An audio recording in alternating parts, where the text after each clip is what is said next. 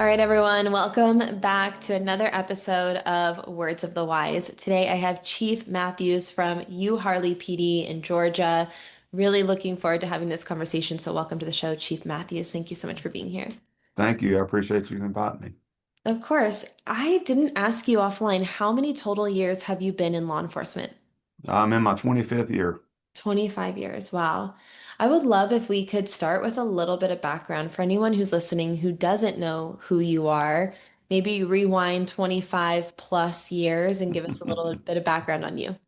All right. Well, as soon as I finished high school, less than 30 days, I was sitting in Fort Knox, Kentucky in basic training. I actually turned 18 in basic training, spent my 18th birthday in basic training. And at that point, I was going, what did I do?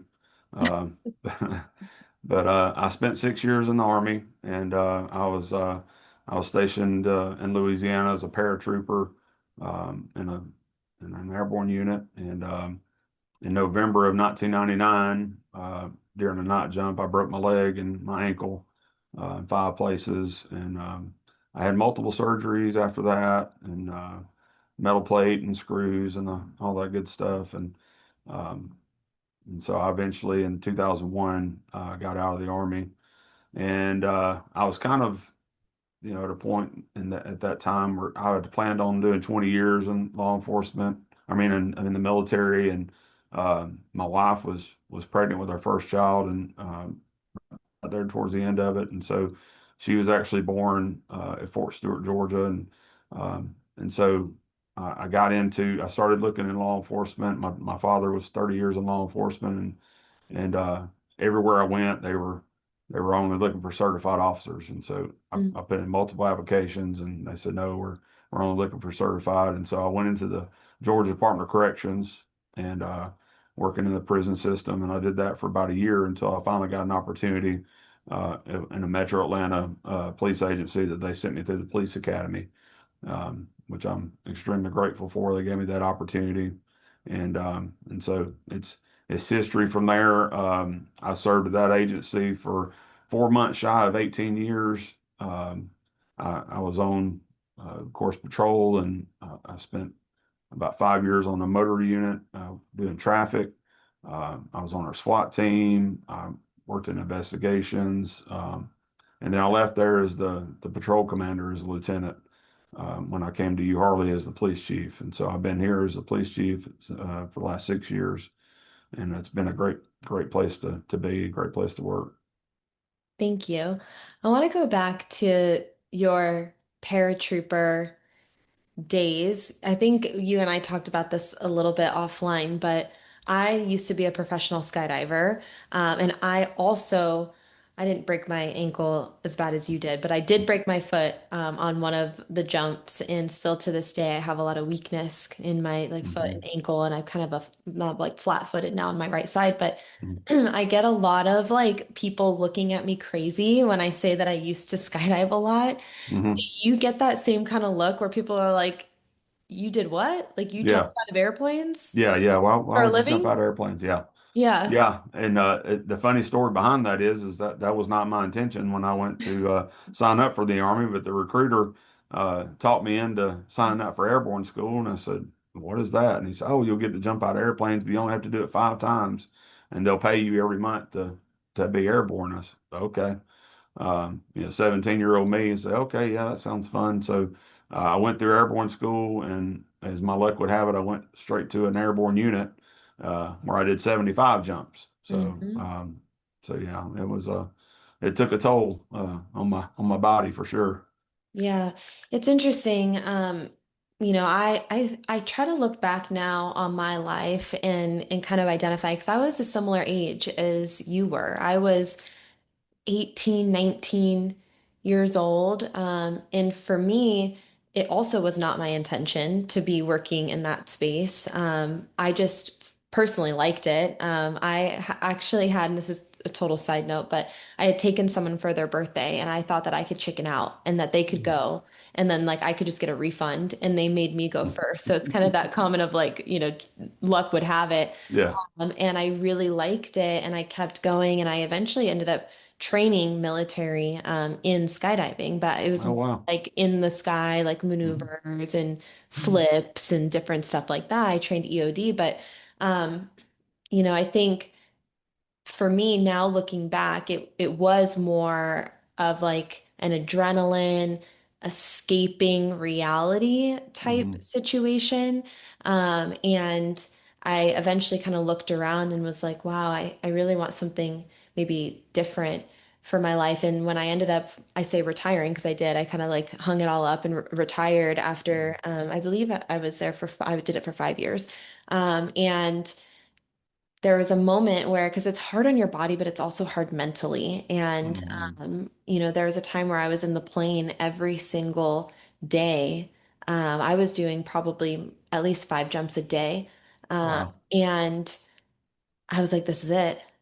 Like this is going to be the jump where I die. Like, and I just Mhm. remember like having to like use different wellness resources and like breathing techniques and visualization and like try to calm myself down because when you jump out, like you have a job to do, right? Like you have Yeah. to like try to get yourself down to the ground safely.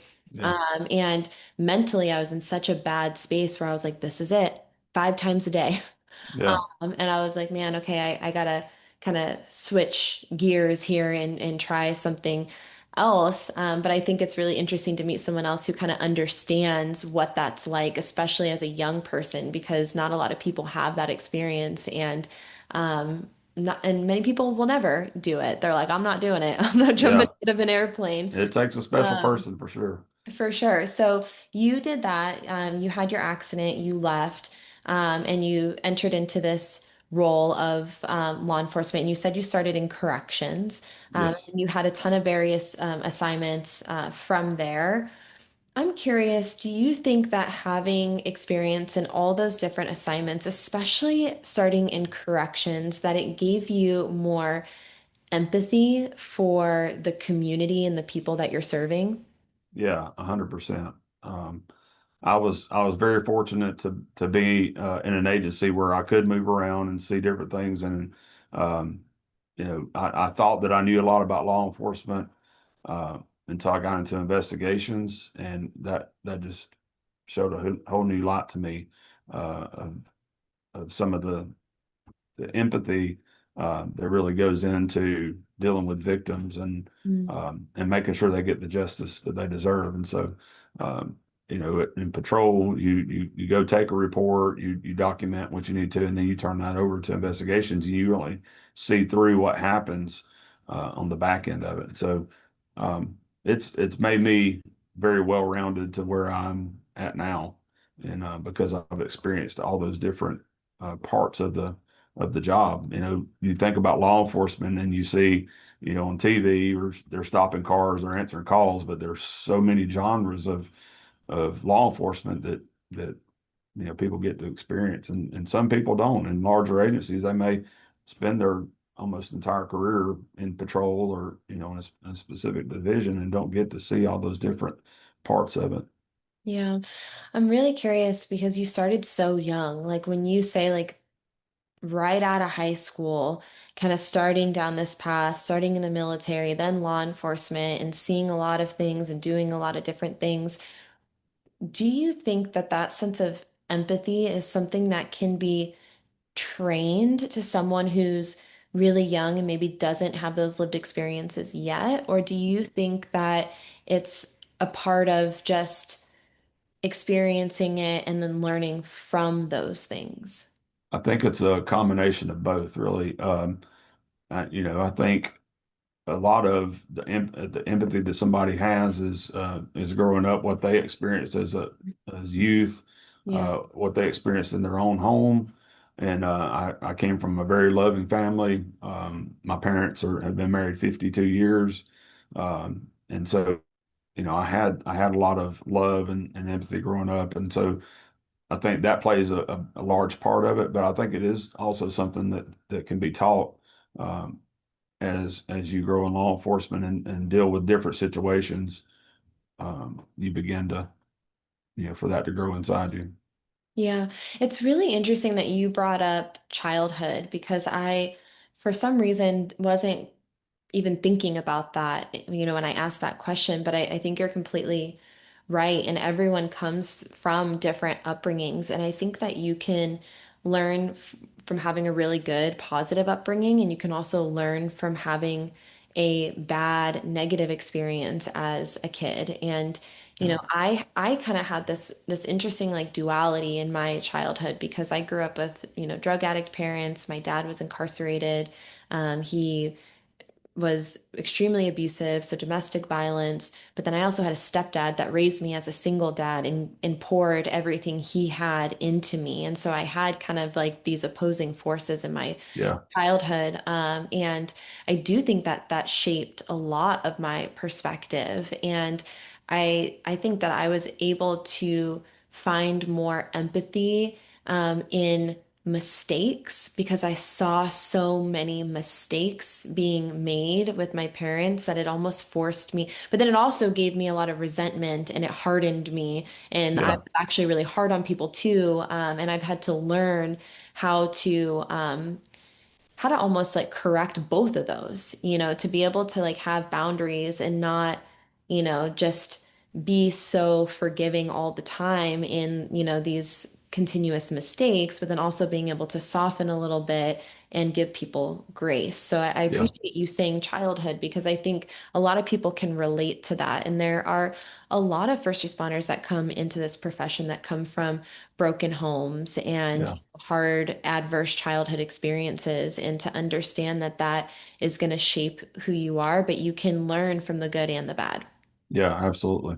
Yeah, and I think that that plays a big part in how a police officer handles different situations because there's going to be, without a doubt, there's going to be certain situations that you connect to as a police officer that you're dealing with someone that you have that connection because of things that you've experienced in your life. Yeah. And so I think childhood definitely plays a big part of that, of what your upbringing was and the things that you experienced.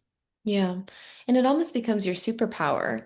Whatever it is that you experience, and if you're able to relate to people and then you can pour into people because of that relatability, I think that that's a huge strength that you can use to your advantage, even though, maybe sometimes you don't think that Hmm. there is a silver lining in some of the things that you go through in your life. Now you have that lived experience and now you can relate and you can help other people. So I appreciate you saying that.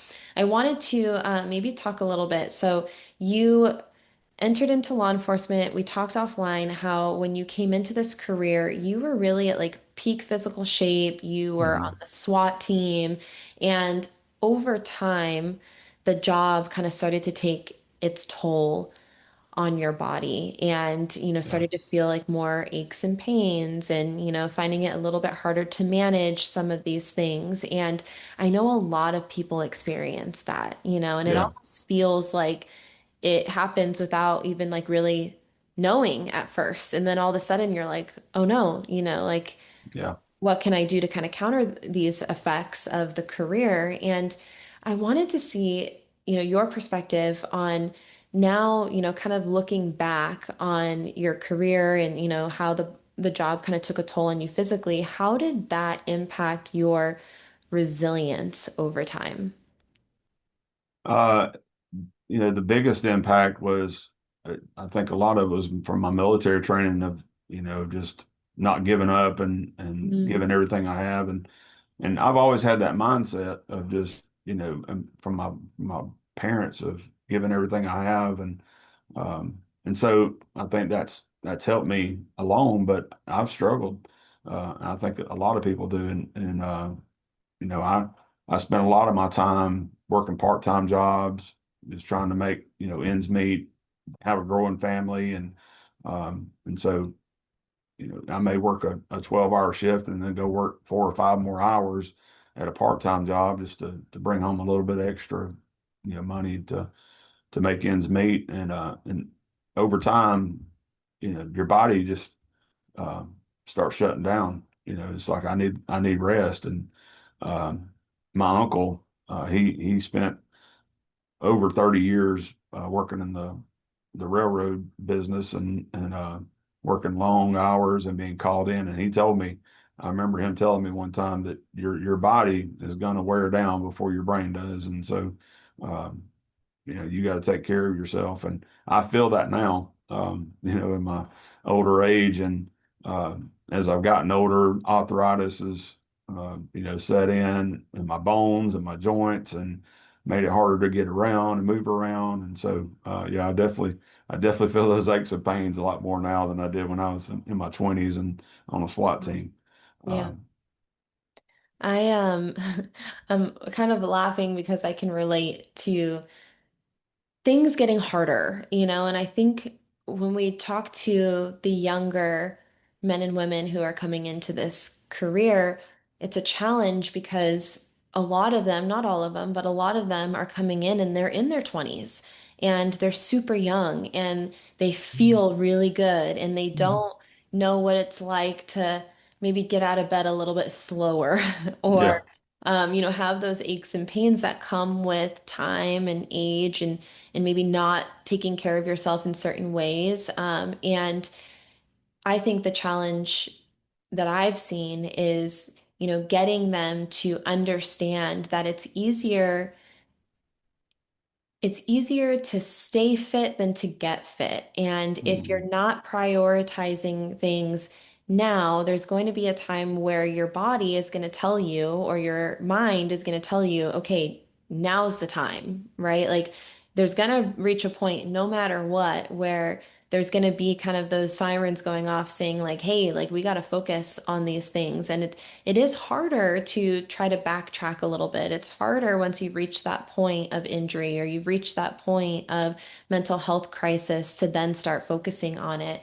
And I really like the idea of don't give up, you keep Mhm. trying to better yourself, but then also give yourself grace. And if you Yeah. have reached that point where you're like, wow, like, you know, I don't feel great, or maybe some of these things have caught up with me. It's like, how can we start taking steps in a better, healthier direction for ourselves moving forward?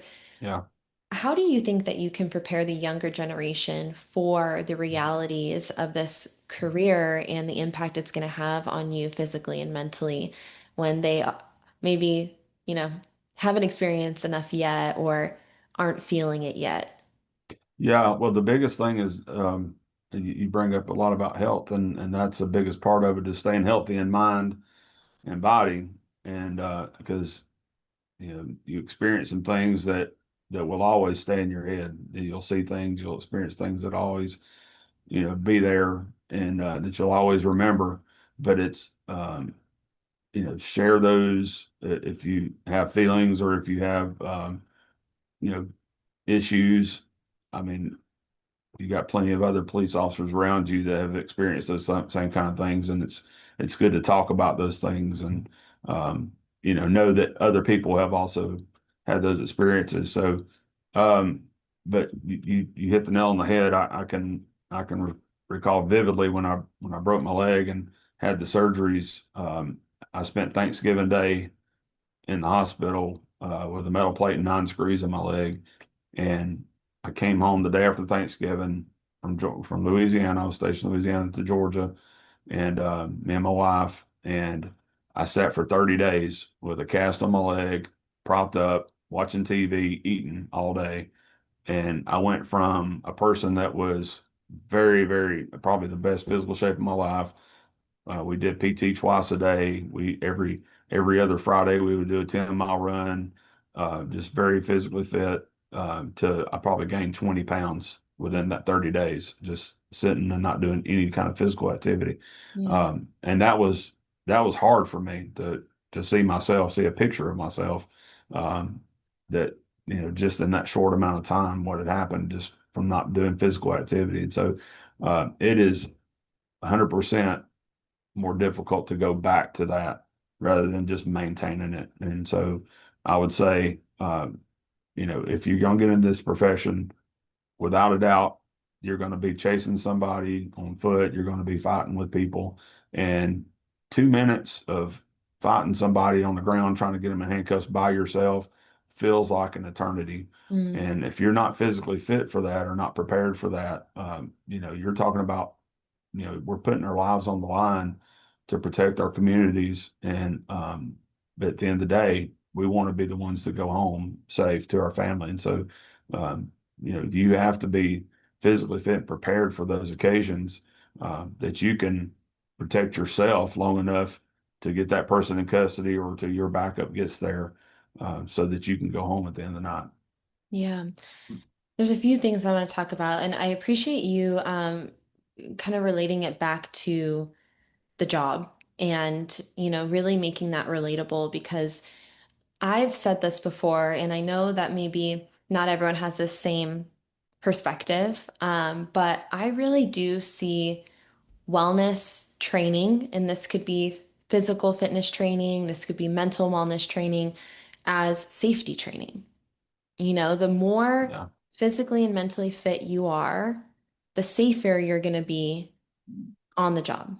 absolutely. And that's the goal, right? Like you said, the goal is to get everyone home safe at the Yeah, end. And so, what are those steps that have to be done proactively in advance? And I know that a lot of agencies don't have any ongoing physical or mental wellness or fitness requirements post academy. And so, yeah. it's really up to, of course, any like annual training or DT or whatever you guys are doing Mhm. organizationally, but a lot of the agencies I work with, they do maybe once a year. I know the most I've heard was like quarterly, but Mhm. it's up to the individual to have that discipline and that consistency to keep yourself, because if you do anything one time a year, if we're talking the context of wellness, Yeah, it's actually just working.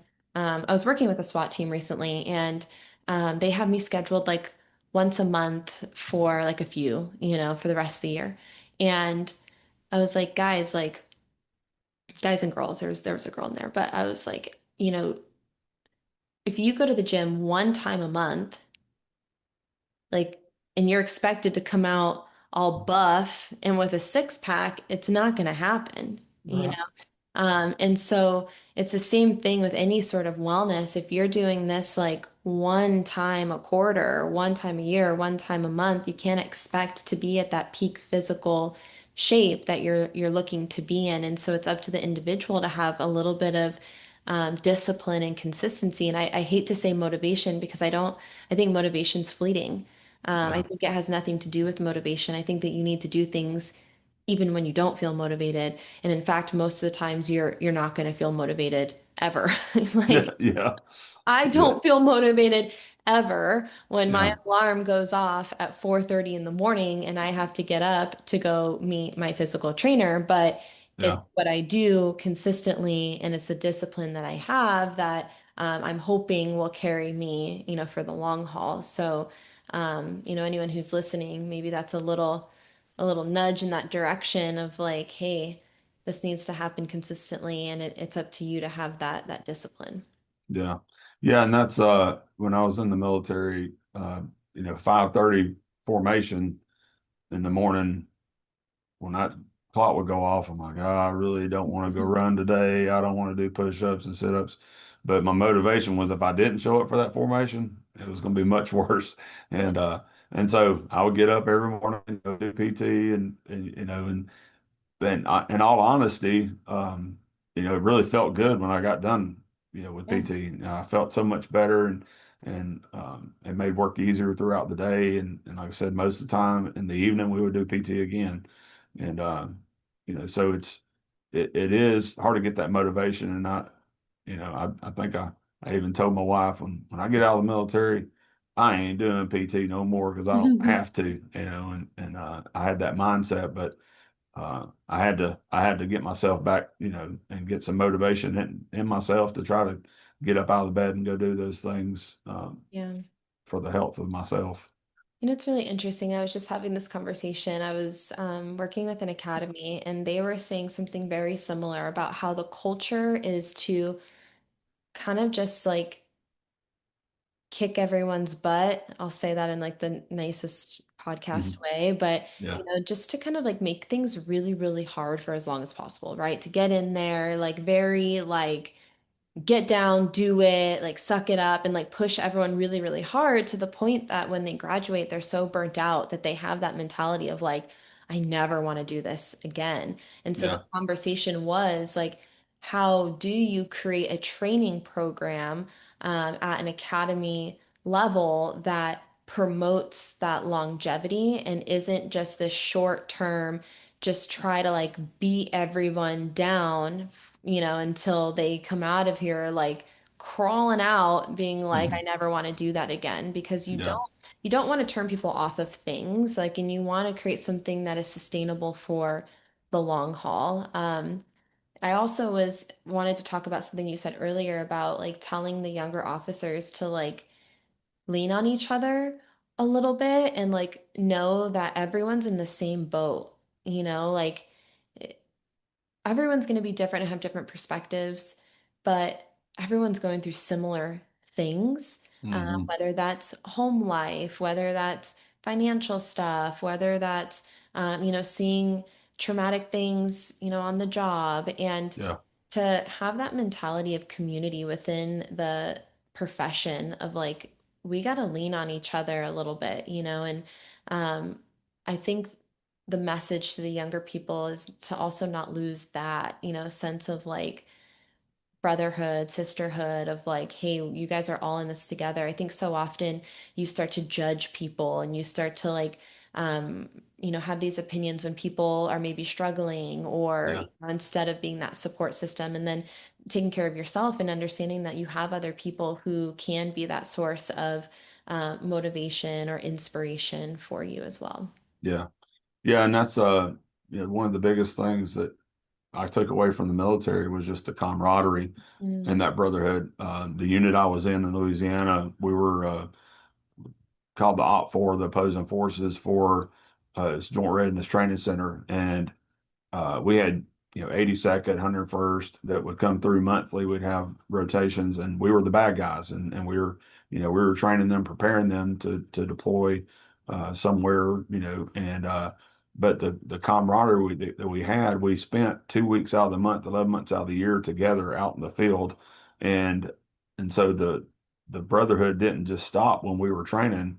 We went outside of work, and spent time together, hung out, and so, sometimes I don't transition with law enforcement, that you come to work, you work a 12-hour shift or the people on your shift, and then you go home and you don't talk to them again. And I think we miss out on a lot on building those relationships and the camaraderie and having that brotherhood and sisterhood that it extends past work. And I encourage our staff to spend time together outside of work, with your families or whatever, go out to dinner. Because that was the other agency I worked with. I still have that friend group that, even like I was telling you before we started recording, I went to a football game Saturday, and two of the guys that went with me were from the other agency I worked with, and so I still have that friend group, that camaraderie, outside of work. And yeah. I think that's very important to keep us sane, mentally, and that I feel comfortable that I can talk to them about anything, and they can come to me for anything, home life, work life, things like that. Yeah. This is the last thing I'll say about this because I know we talked a little bit offline and it's a little off topic, but I don't think it is. I think it's right on line with I told you about that documentary on Netflix that Mm-hmm. covered the Cowboys, right? And Hmm. like anyone who's listening, if you're not a Cowboys fan, I'm also not a Cowboys fan. It's okay. It's not about the Cowboys. But it was the same thing is like this story about the team in the 90s, right? And like they had that. They had that family, like that bond that was like unbreakable. And they had so much love and respect for each other and wanted each other to be the best version of themselves on and off the field. And they did spend time with each other and they show them like, in the hotel room together playing video games or like out to dinner. And, and they talked about this as something really special. And still to this day, they're still friends. And maybe obviously don't spend as much time with each other as they did at that particular time. But um, they talk about this team in like such admiration. Like you can see it in their face where they're like, wow, like that was some of the best times of our lives. And we've met some of the best people and our best friends ever. And we went through it together in the mud together. And Yeah. I think that there's something really, really special about that. And it's not to say that you should only have friends that are in law enforcement, but it's like, how can you create that family unit that's genuine, where you know that no matter what, you got each other's backs and you want each other to succeed on and off Yeah. job, Yeah. the field, the job, Yeah. the street. Yeah. Yeah. Yeah. Yeah. Um, you had told me a little bit about some of the things that you guys are doing organizationally to support wellness and to really try to um, shape and influence the next generation. And one of the things you said was you have an emotional support dog. Mhm. I didn't ask you the name. What is this dog's name? It is Harley, after Harley. you, Harley. So Harlee. Um, Cute. yeah. That's so cute. I know you said Yeah. that it really has been kind of a new, like breathing a new light into the agency. And I have seen that. I think that dogs are so, so cute, and you Yeah. can't deny how much happier you feel around this innocent animal. Have you Yeah. seen that within the organization? As soon as you introduced Harley, do you feel like that has impacted wellness and morale and, attitude within the organization?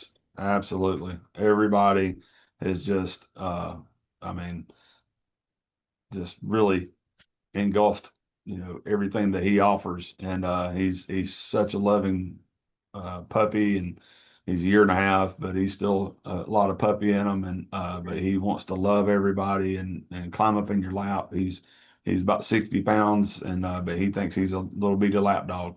Yeah, And so it just everybody just when they walk in the door, he greets them, and you immediately see a smile on their face. yeah. I love that. I'm gonna have to get a picture of Harley at some point because I want to see this little puppy. What kind of Uh, dog? he's a lab. Okay, Yeah. big boy. Oh yeah. I'll get him in here before we're done, and Okay. because I'm sure he will jump right up in my lap. I love that. I'm ready. You also said that you have work that you're doing with a youth summer camp, and I was hoping that you can tell me and our listeners what Yeah. that looks like. Yeah, so we just did our first one in July, and it was wonderful. We this is something that our command staff we talked about, and it was an idea that I brought up that uh, in all honesty, we all know that the youth of today is our leaders of tomorrow. Mm. And so long after I'm retired and gone, these teenagers can be our council members, our mayor, people of our community still. And so, the time is now to build those relationships and really make sure that they stay on the right path. And so we opened it up for applications a couple of months out, and while school was still in session, and got it out to the schools, and we advertised it for ages 13 to 18. And I felt like that was the most critical age for young teenagers getting into high school, and teenagers finishing high school and starting in college, and to to really make great decisions, because one bad decision can lead to a lifetime of bad decisions. And so we really tried to focus the summer camp. It was 1 week long. We really tried to focus the training not to be PowerPoint, death by PowerPoint, but more so really for them to get something out of it. And so how do we do that? And so we had speakers come in, talk about different things. But some of the topics we talked about was, of course, drugs and vaping and smoking and things like that. And so one of our sergeants, he's a canine handler, but he's also a drug recognition expert. And so he did a great presentation talking about the different drugs and vaping now, and did a canine demo, which everybody loves a Mhm. canine. So, and then we talked some about traffic stops and what they need to do, and of course driving, because this is an age that some of them are starting to drive, and then some of them have already been driving. But we talked about a lot about traffic laws and things that they need to be aware of, and some of the traffic stats in the state of Georgia. And so each day in the first part of the morning, we would have breakfast catered for them. We'd have breakfast. We'd have some kind of presentation up until about lunchtime. We had lunch catered. And then the afternoon, it was our time just to kind of be one-on-one with the youth to do different things. And so we would go play pickleball. We did went and played frisbee golf. And these are things that we offer in our community. We have a frisbee golf course. We have pickleball courts. We went and did that stuff. Um, we have a local business that is very large facility that has basketball courts and baseball fields and stuff. And so we went and spent an afternoon there of touring that. They all received a basketball, and then we topped it off on our last day. One of our biggest assets here in New Harley is the Etowah River, and it's an extremely long river, but we have a lot of kayakers throughout the summer that come to New Harley just for kayaking, and so we went kayak with them on Friday and just had a really good time, and then had a presentation ceremony at the end of that with certificates and our challenge coins, and they all received t-shirts to wear. So it was a really great experience. We built some really great relationships with those kids. We had 12 kids. I was very pleased with that because it was kind of our guinea pig, but we had a really great time, and definitely we'll do that again. Yeah. I love that. I definitely had experiences when I was around that age where it was very difficult to know which path to choose. And I had gone through so much in my life up until that point that I think that those were defining years. And unfortunately, I didn't make a lot of the best decisions during that time. And I've talked about this before on the podcast that I wish I would have had something like that. I wish I would have had a positive, although I did have my stepdad in a sense, but I wish I would have had maybe a moment with someone outside of my circle and Mm. other people my age to connect with that also wanted to choose a healthier, better path for themselves. And I think that um, it would have saved me a lot of heartache, in the future. Yeah. And so I really like that. And how do you think, just getting out there and being people with the youth helps to, build trust and that relationship long term to maybe help, shape and mold them to want to be in this profession long term and maybe Yeah. not just seeing you in uniform or as Chief Matthews, seeing Mhm. you as a human. How important do you think that is? And, how do you think that's going to help to shape the future? Well, and that was the goal. It wasn't trying to recruit people into law enforcement, these kids into law enforcement. I wanted it to be everything but that. And so um, this was all educational and us building that relationship with them just because they're part of this community. Not once do we say you should be a police officer. This is why you should be a police officer. This is, and of course, we gave them some, behind the scenes looks of things that we do, and we have a use of force simulator that we let them play with that and go through that. But it was more so about building those relationships that they see in the afternoon portions that uh, they see the stripped down person of me as Jody, and fortunately, my youngest son is 16, and so he was actually one of the participants in the class, and so it was real funny when I started telling him about it, and I said, you're going to go to this youth summer camp, and he said, what if I don't want to? And I said, oh no, you don't really have an option. You're going to go to it. And by the end of it, I asked him, I said, honestly, tell me, what did you think of it? And he said, I'm glad that you made me go to it because I really enjoyed it. And he built relationships with Yeah. kids that he had never met, and but he knows what I do for a living, but he don't really know what I do for a living. And so he kind of got a behind the scenes look, but also, um, he knows me, of course, but he got to see other kids get to know me. and our other staff. And so that was the best part of it, is just in the afternoons. We were out there in shorts and t-shirt, playing pickleball and playing frisbee golf. I learned how to play frisbee golf myself, and so that was it was a lot of fun. I love that. I really like the approach of like, how can we be as authentic and organic as possible? How can we put something together that's beneficial for our youth and show them, maybe some things that they don't know, let them connect with each other, connect with us. And then maybe that experience is something that'll carry with them long term, and maybe they will want to enter into this profession in the future, Yeah, and at the very least, it's shaping, their perspective on law enforcement as a whole. Even if they don't enter into the profession, now they can see you guys in a different light and be like, oh, they're not bad. hmm yeah, I actually had a great experience with law enforcement, and just shaping their perspective as they enter into adulthood. yeah, Yeah, exactly. I love it. Um, Couple last things. One thing that you said to me that really stuck out was that you said integrity is the key to this profession. What does integrity mean to you? It means doing the right thing when nobody's looking. Mm, And that now that in the age that we're in of course, body cameras and car cameras, but you have to assume that everybody that you know interact with is videoing you, and so it's doing the right thing, treating people the right way, regardless of if you're being watched or not.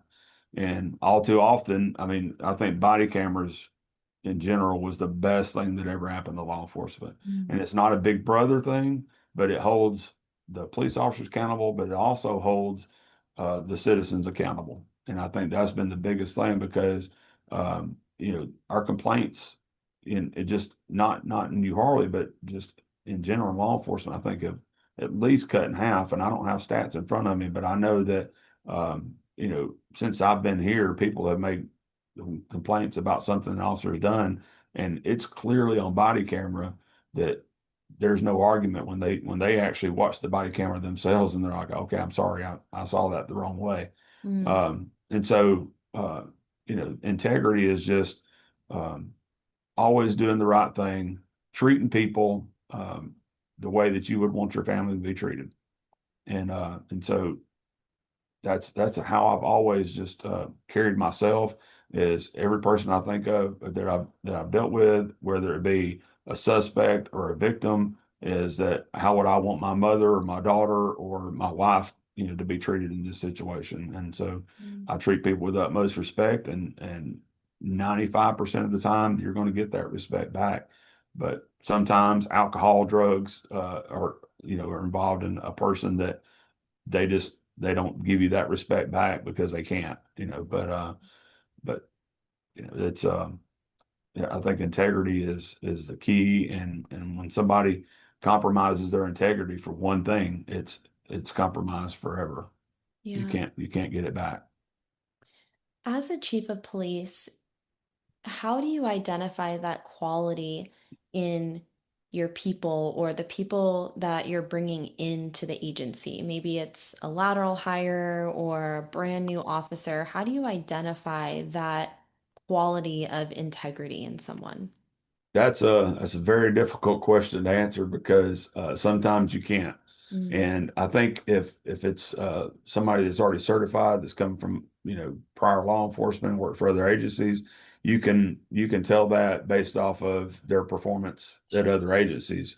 But somebody that's new, you know, even you can sit there and talk to somebody face to face, and you think they're the most honest person in the world, but then they go out and and do something really stupid or make you know compromise their integrity right away. So it's really hard to judge that. I think in law enforcement, the longer that you're in it, you really gauge people, and you interpret people differently, but uh, it's really kind of a hard thing to gauge until you have them in that situation and see how they react. Yeah.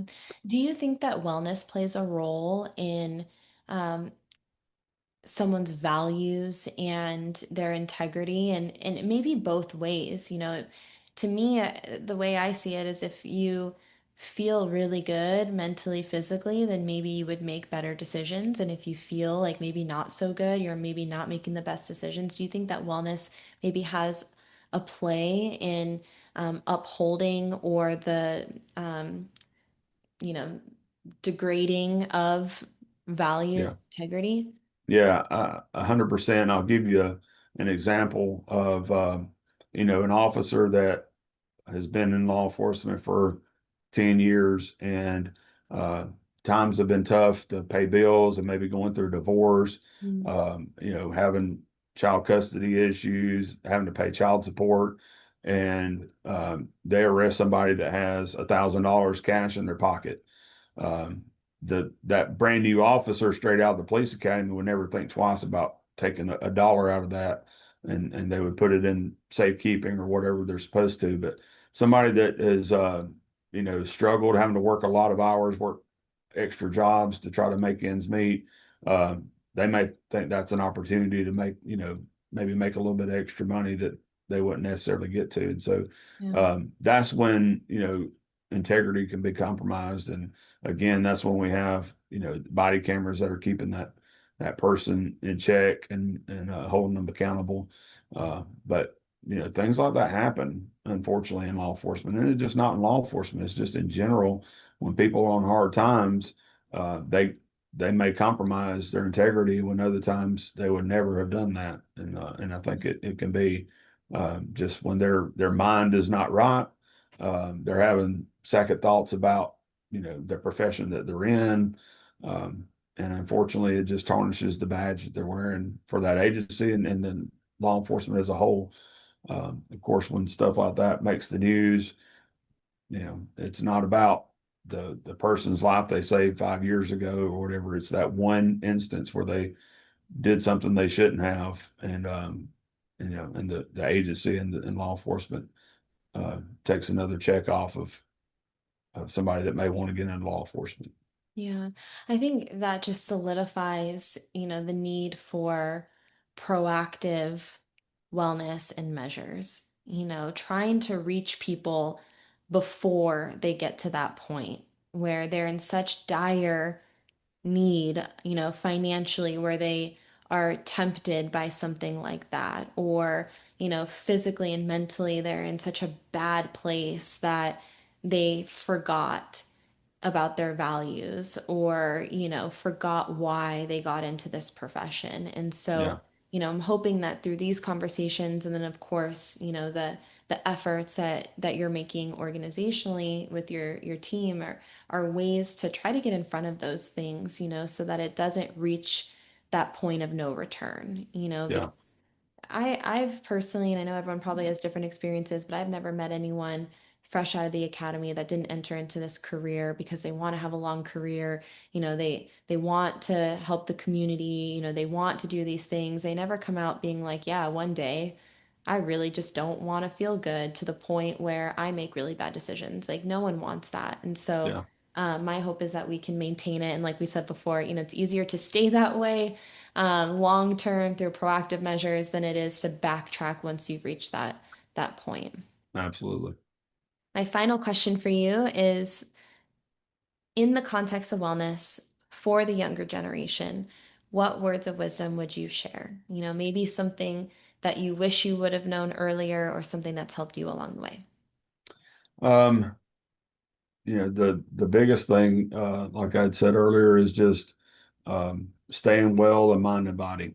Mm. And the police academy doesn't prepare you for some of the things that you may encounter and witness.